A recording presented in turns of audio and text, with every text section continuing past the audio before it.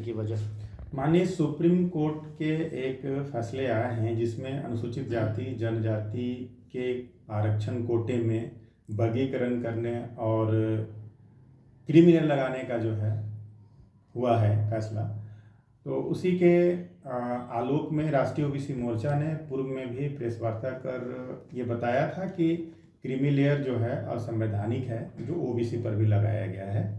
हम इस फैसले से जो है संतुष्ट नहीं हैं और अभी पूरे देश में अनुसूचित जाति जनजाति अर्थात दलित वर्ग के द्वारा देश 21 तारीख को बंदी करने का ऐलान किया है। तो झारखंड में राष्ट्रीय ओबीसी मोर्चा 21 अगस्त की बंदी का पुरजोर समर्थन करता है। इसके लिए वो सड़कों पर भी उतरेंगे। इसी निमित्त हम लोग यहाँ पर एक प्रेस वार्ता हुई है। क्या बता रहे थे कि आप संतुष्ट नहीं हैं, क्या आपकी मांग क्या रही है और क्या हुआ है कि संतुष्ट आप लोग नहीं हैं? असंतोष की भावना क्यों आ रही है? ऐसा इसलिए कि ये जो अनुसूचित जाति जनजाति का जो आरक्षण का आधार है वो आधार है अछूतपन, सामाजिक और शैक्षिक रूप से पिछड़ेपन का। और उस आधार पर अगर आप देखें तो ये भेदभाव अभी भी अनुसूचित जातियों के बीच में है। मुख्यमंत्री अखिलेश यादव जी जो पूर्व हो गए हैं, उनका जब घर से सीएम आवास से निकलते हैं तो उनके आवास को गंगा जल और पानी से ये गौमूत्र से धुलवाया जाता है। जीतन राम मांझी जाते हैं और मंदिर में तो उनको भी वो धुलवाया जाता है। और कई ऐसा जो है घटनाएं हैं। जब अभी भी समाज में समता स्वतंत्रता बंधुत्व कायम नहीं हुआ है, तो जब तक ये कायम नहीं हो जाता है तब तक वो उनको और भी रोकने का काम हो रहा है। क्योंकि दूसरा बात है कि आप कैटेगरी जो करेंगे तो वो बैकलॉग हो जाएगा। अभी भी केंद्र सरकार ने राज्यसभा में ये बताया है कि ओबीसी का आरक्षण जो है 27% के अगेंस्ट में 8% ही वहाँ पे फुल फिलअप हो रहा है। अभी भी बहुत सारा बैकलॉग है। उसी तरह अनुसूचित जाति जनजाति में भी जो है फुल फिलअप नहीं हो रहा है। तो फिर वर्गीकरण का कोई मतलब नहीं है। और वर्गीकरण का आधार क्या हो सकता है? जब तक आप जातीय जनगणना नहीं कराएंगे तो पता कैसे चलेगा कौन जाति कितना संख्या में वो है। तो सबसे पहले मैं इस मौके पर मैं जातीय जनगणना कराने की मांग करता हूं। और ओबीसी पर भी क्रीमी लेयर जो लगाया गया है जो असंवैधानिक है, इसको हटाने का आंदोलन हम लोग लगातार करते रहे हैं कि ओबीसी पर जो क्रीमी लेयर जो लगाया गया है अवैधानिक है। क्योंकि हमारा जो है आधार सामाजिक रूप से पिछड़ेपन का है, तो उसमें कहीं कुछ नहीं बनता है। सरकार इस पर भी संज्ञान ले। माननीय प्रधानमंत्री से हमारी मांग है कि एक अध्यादेश के माध्यम से आप जो है अनुसूचित जाति जनजाति का जो वर्गीकरण है उस पर भी रोक लगाते हुए आपने क्रीमी लेयर को पर लागू नहीं होगा इस बात का आपने बताया था। मैं मांग कर रहा हूं कि ओबीसी के साथ जो नाइंसाफी हो रही है उसको भी दूर करें। कार्यक्रम है उसमें क्या कुछ होगा और किस तरह से उसको आप लोग सफल बनाएंगे? मेरा नाम कमलेश चौधरी और कमलेश अकेला है, गढ़वा झारखंड से हूँ मैं। और मैं राष्ट्रीय ओबीसी छात्र मोर्चा का प्रदेश संयोजक हूँ। और मैंने जो 1 अगस्त का एक रिपोर्ट देखा पेपर के माध्यम से कि माननीय सर्वोच्च न्यायालय के द्वारा फैसला दिया गया है कि ओबीसी और एससी और एसटी के रिजर्वेशन में वर्गीकरण किया गया है, डिवाइड किया गया है। उसमें कुछ प्रावधान है कि जो आईएएस आईपीएस बन गए, जो सांसद विधायक बन गए, उनके बच्चों को जो है आने वाला समय के लिए रिजर्वेशन उनको नहीं मिलना चाहिए अभी।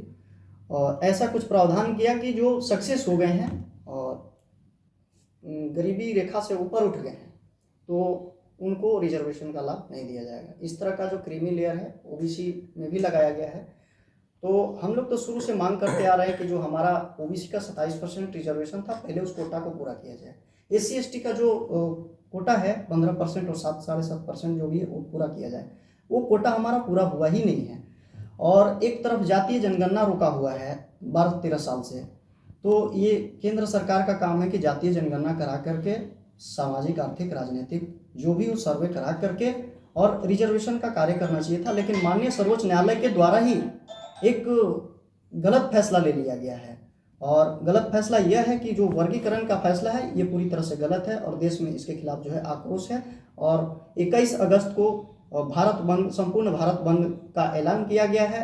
और इसका समर्थन राष्ट्रीय ओबीसी मोर्चा भी करती है, क्योंकि माननीय सर्वोच्च न्यायालय ने पिछले कार्यकाल में, पिछले सरकार के कार्यकाल में जो 10% ईडब्ल्यूएस रिजर्वेशन पास हुआ था, उसमें भी ना लोकसभा में बहस हुआ था, ना राज्यसभा में बहस हुआ था, और वो जो है आर्थिक आधार पर रिजर्वेशन दिया गया है, जबकि बाबा साहब अम्बेडकर के संविधान में जो लिखा गया है वो आर्थिक आधार पर रिजर्वेशन नहीं है। वो रिजर्वेशन क्या है? सामाजिक रूप से जो पिछड़ा हुआ है, जो शैक्षणिक रूप से पिछड़ा हुआ है, जो राजनीतिक रूप से पिछड़ा हुआ है, उस आधार पर रिजर्वेशन बाबा साहब अम्बेडकर ने दिया है। और अगर आर्थिक आधार पर रिजर्वेशन देना रहता तो ये केंद्र सरकार का मामला है। केंद्र सरकार फ्री में राशन दे रही है, फ्री में पेंशन दे रही है, फ्री में स्वास्थ्य सुविधा दे रही है, फ्री में शिक्षा दे रही है, लेकिन कुछ राजनीतिक गड़बड़ी की वजह से भी कुछ जो है बहुत ज़्यादा गलत हो रहा है, जिसमें हमने देखा कि एजुकेशन पर टैक्स लगा दी गवर्नमेंट ने। गवर्नमेंट को ये चीज़ फिलहाल सोचना चाहिए था, भारत सरकार को, कि एजुकेशन पर टैक्स लगाने से पहले हम जातीय सर्वेक्षण करा ले, जातीय सर्वे करा के पता कर ले कि इकोनॉमिकली और शैक्षणिक रूप से, सामाजिक रूप से, राजनीतिक रूप से जो वर्ग पिछड़ा हुआ है, हमें उस आधार पर आगे का कदम बढ़ाना चाहिए था। लेकिन माननीय सर्वोच्च न्यायालय के द्वारा जो हम देख रहे हैं, तो वहाँ देख रहे हैं कि आर्टिकल 340 का वायलेशन हो रहा है, आर्टिकल 341 का वायलेशन हो रहा है, आर्टिकल 342 का क्लोज 2 का वायलेशन हो रहा है, आर्टिकल 14 का, आर्टिकल 16 क्लोज 4 का वायलेशन हो रहा है। ये माननीय सर्वोच्च न्यायालय के द्वारा किया जा रहा है। और हम तो यहाँ तक देखते हैं कि सर्वोच्च न्यायालय में SC ST OBC के जज भी नहीं है औसत कोटा में। तो ये हम संपूर्ण भारत का बंद का समर्थन करते हैं 21 अगस्त को, और पूरे हम जो है झारखंड प्रदेश में सड़कों पर हम लोग उतरने के लिए बाध्य हैं। न्यायालय से यही अपील करेंगे कि जो हमारे ऊपर वर्गीकरण का कार्य किया जा रहा है, इसको आप अपने तरीके से नहीं फैसला लें। ये साउथ कोरिया वाला जो रूल है, साउथ कोरिया का किम जोंग का, कि वो अपने से फैसला ले लेता है, खुद को भगवान समझ लेता है, उस तरह से फैसला ना लें। देश हित में काम करें। लोकतंत्र है, लोकतंत्र में सब स्वतंत्र है और सभी जनता का राय ले करके, उसके लिए राज्यसभा है, लोकसभा है। ना तो राज्यसभा ने इसके लिए कुछ कहा है, ना तो लोकसभा ने कुछ कहा है। सुप्रीम कोर्ट अपने से ये निर्णय लिया है, जो कि ये पूरी तरह से गलत है।